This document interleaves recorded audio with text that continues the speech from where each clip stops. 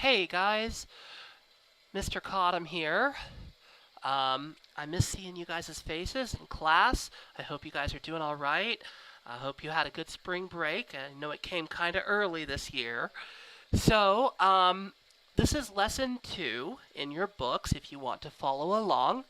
Um, we're not going to go through every single example, just like in class. We're going to touch on a few really important points, and then I'm going to have you guys do an exit ticket.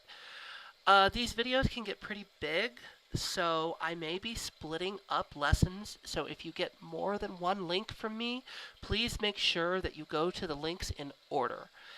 Also, you can also pause the videos or go back if you didn't understand something. And if you have any questions, please feel free to contact me. You can email me or you can contact me via text message.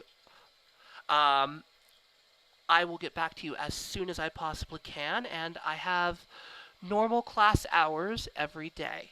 So if I can't get back to you within those hours, I will get back to you immediately as soon as I can. So please feel free to contact me anytime that you have questions or that you're stuck on something, or if you just didn't understand something I said or I showed you, and I can help you. All right, so we know that the opposite of a sum is the sum of its opposites. Let me say that again slowly. The opposite of a sum is the sum of its opposites. So we know that the word sum means what something equals. So we know 2 plus 2 equals 4. 4 is our sum. So the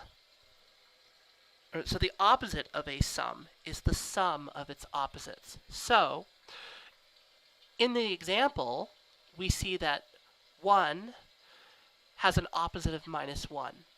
And the proof of that opposite is that 1 plus -1 equals 0.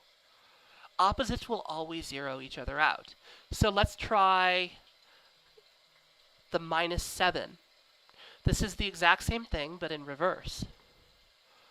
-7, the opposite would of course be 7. So, -7 plus 7 equals 0. The same is true for fractions. We have -1 and 1/2. So that would of course have an opposite of 1/2, which equals, well, our expression to prove it, is -1/2 plus 1/2 equals 0. You'll have to bear with me. The writing tool in this program is not very good at tracking my tablet. So I'm trying to be as neat as I can for you guys, but it's difficult to work with. So if you have any questions about what you saw on screen, please feel free to contact me. I will absolutely clarify for you. So let's take a look at a more difficult one. X plus 3. So we could prove x plus 3 is minus x plus, remember your parentheses, minus 3.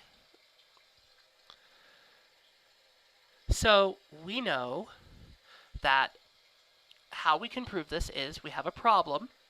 So we can show this equation in multiple ways.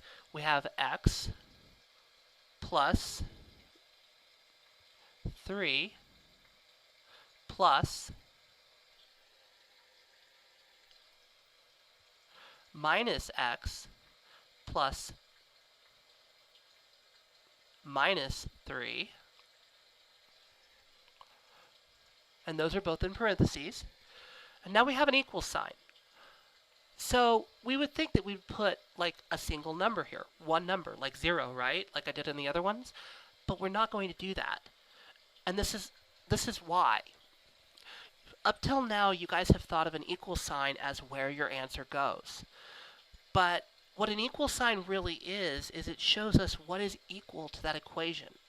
So in 1/2 plus 1/2. 0 is equal to this equation. But when you have a problem that you're showing the opposite inverse of, then you actually have to show another equation after the equal sign. We don't have room to write it out over here, so I'm going to go ahead and put it underneath. So x plus 3 plus minus x plus minus 3 equals x plus, remember your parentheses, minus x plus parentheses 3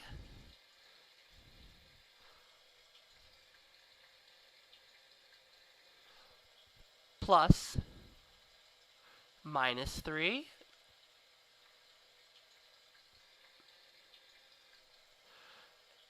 and that equals our 0. We've just proven that these expressions are equivalent and they prove our opposite inverse. I'm going to let you guys go ahead and try the last one on your own. And you can text me with your answer. I want to see your opposite inverse, and I also want to see your equation. Go ahead and try that and text me, and then we can go on.